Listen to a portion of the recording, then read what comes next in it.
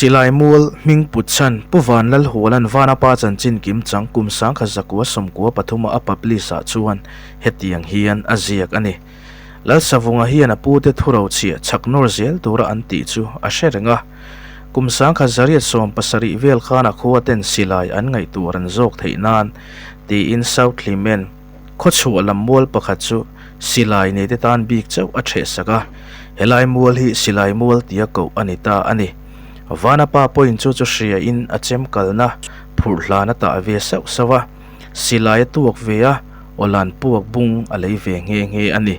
ti in aziak ani south lim en ti hi aming masa ania tuna chuan lim en ti ani to heta tanga mel thum a in dan ta ka chuan mel thum ram chunga silai mual a om ta a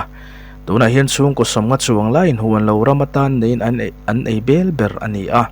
an thlai chin pui ber chu khang hu le pui nam ani mel thum veng chung mi pui te chuan silai mual ming dai hi an phal lova NGO sang le khotlang shoi tu te chuan silai mual ming bo thak khopa helai mun lu tur ming dang om tir hi an rem ti lo tak zet ani tuna hospital lian le tangkai tak zoram mun sang tanga pan lo em Trinity Hospital po hian silai mual ming alu lan palang ti hlawin Trinity Hospital silai mual mel thum tiada ani tun ma kan pi le puten hun ming an lo phuale mizolal te zinga chuanom tak lal savungan silai mual tia ming alo phu hi thang thar te point chom nun zel itum tlatang u